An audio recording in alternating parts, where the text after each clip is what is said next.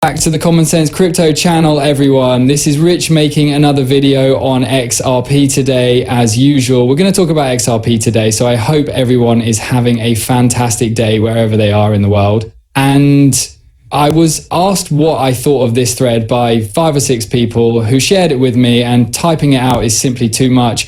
I will therefore discuss it in this video. The weekend has arrived. I thought I would briefly discuss cashing out your cryptocurrency, but I must caution you that I don't see much of it happening. I'll address that as we proceed. The last step is to flee, not to buy. XRP is yelled at the moon by everyone. Since the exit plan is more important than the pump, no one tells you what happens after. And here's why. After they win, 99% will be erased. Suppose that XRP reaches $10, $20, or even $100, 0 cents. You're a millionaire and you open your wallet. But what comes next? Sell on a trading platform? Frozen. Are you now using a stable coin? Depaid. Sold out to fiat? Flagged. This is the one issue I see with exchanges if you sell on them. I believe that rules will cause a bottleneck. Therefore, there's a good risk that the exchange where you're holding your cryptocurrency will collapse overnight if it doesn't implement KYC, AML, Know Your Customer, or anti-money laundering procedures. However, since Uphold, Coinbase, and MEXC handle all compliance checks, I doubt that your money will be frozen there. The issue, in my opinion, is that when XRP hits one record high after another, the exchange declines and you wind up selling at a lesser price rather than a higher one. I would never transfer anything, so switch to a stable coin instead. To connect to USDT, I believe USDC to be fairly safe. While USD is quite secure, we are aware that Ripple is acting in a fairly compliant manner. You must now tell the bank when you cash out, or they may flag the transaction and hold your funds for up to 30 days. What they won't tell you is this: being impoverished does not cause liquidity to evaporate. Being wealthy causes it to dry up. Because moonshots don't happen in the business world. They are events under control. Why is it that they say not your coins, not your keys? Because the rules collapse when the price erupts. They also do not want you to break out of the cage. As I mentioned, they want you to be shadow banned, geofenced, and KYC. I don't think you need to worry about anything as long as you're completing the KYC. Will the early adopters be allowed to walk away rich if XRP truly becomes a worldwide liquidity? No, they'll let you go rich, he says. For years, people have been making a lot of money using Bitcoin, and they continue to do so today. XRP will experience the same thing. Do you want to say, I believe they want you to sell. In this manner, they're purchasing your XRP for pennies in comparison to where it's going if you sell it for $10, 0 cents, or $20, 0 cents. They are obtaining it at a very low cost. As a result, your exit strategy needs to be off exchange, cold wallet prepared, on off ramp. Techniques established, stablecoin alternatives examined, USDC RLUSD investigated, and jurisdictional possibilities studied. As I have stated, I would never cash out into Tether if I did not have an exit strategy. Even better, leave in value rather than fiat. Invest in gold, power, equity, land, and assets. It is not necessary for you to cash out of their system. Construct your own. If I make money on any of my cryptocurrency when I cash out, I intend to keep it in a stable coin for a very long time. I don't actually intend to transfer the money to the bank account, because once more, what will I do with it after I do so? I could at least profit from the stable coin and watch the market's movement. I honestly don't anticipate a significant harmful, because you can't follow them. For the same reason, he is aware that Tether will not comply with the upcoming stablecoin regulations in the US. He claimed that we don't require the US or the EU because of this.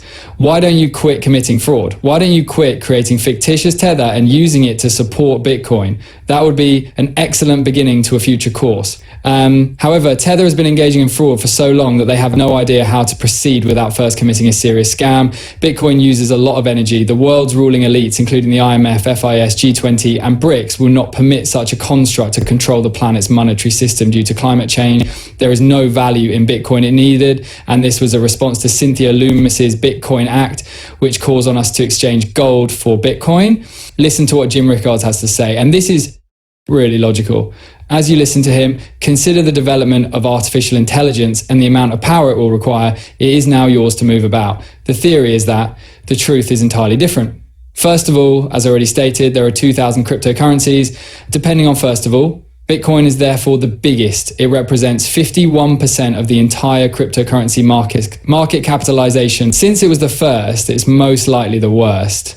I'm not really sure what to do. You know, I consistently assert that the individuals responsible for cryptocurrency are highly skilled engineers, applied mathematicians, and developers. Since you wouldn't build them this way if you knew anything about monetary economics, they don't. However, Bitcoin, for instance, is currently consuming as much electricity to mine and produce as Nigeria. They will be utilizing as much electricity as Japan in a few years. Is there anyone who believes they will be permitted to do that? Does anyone believe that the G20, the UN, the IMF, and the climate change experts will permit Bitcoin miners to use as much electricity as Japan in order to mine Bitcoins? For what purposes? It is therefore not sustainable. Nothing is going to change. It isn't scalable. Everyone says that Bitcoin can be used to purchase a cup of coffee. That is accurate in roughly 6 locations worldwide. However, there is a $25.00 transaction fee for your $4.00 cup of coffee. The cost of transferring Bitcoin through the system is that amount.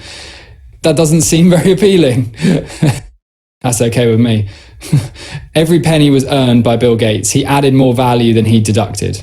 In addition to creating trillions of dollars in value for all the users of his software, as well as for all the industries, apps, and other things, he also stole $70 billion 0 cents out of the system. That's the way America operates. As long as you add more value than you take, it's acceptable to get wealthy. With Bitcoin, that isn't the case. Everyone who made money with Bitcoin did so by taking money out of someone else's pocket. No, because you're just feeding the machine, I constantly advise regular investors not to invest in Bitcoin. It's likely that your return on investment will be less than 2 times if you're now purchasing Bitcoin.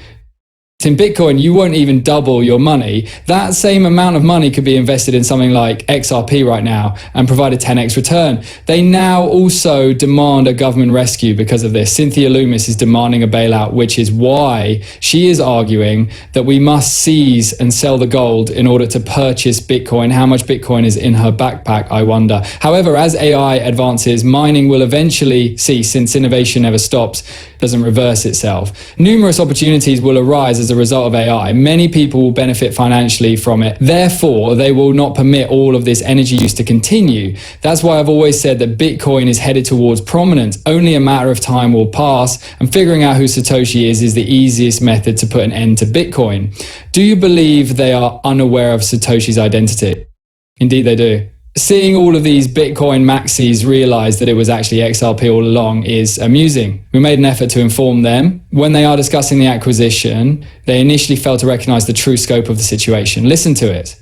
What was the biggest cryptocurrency acquisition that occurred today? The Ripple Ninja Trader is one of them. Please pardon me. One was 1.5 for Kraken, Ninja Trader 1 for 1.2 and 5. One Ripple recently purchased a Hidden Road, the second largest. Yes, but let's break that down. Indeed, particularly the Ripple one. Yes, Ripple. This one is intriguing. For those who are unaware, Hidden Road was founded in 2018 by a man named Mark Ashe. He worked as an executive at 72. Who is the man that sat capital precisely from 72? Opened a store in the Netherlands, UK, or somewhere similar to Global Shop? I believe they have a BVI headquarters and are genuinely structured, and Icada deserves special recognition. They probably supported them. In 2018, they dominated the opening round. In essence, they are a premium brokerage firm that is institutional, correct? In other words, they do funding and clearing. Every year, they clear about 3 trillion across markets. Began with more than just crypto. They began as an FX company and later branched out into cryptocurrency with 300 institutional clients that range from virtuous traders to Wintermute. Additionally, they are an enormous clearinghouse. They represent themselves as conflict-free and technologically advanced, and they don't engage in prop trading in-house. The other day, I had a meeting with one of the creators of this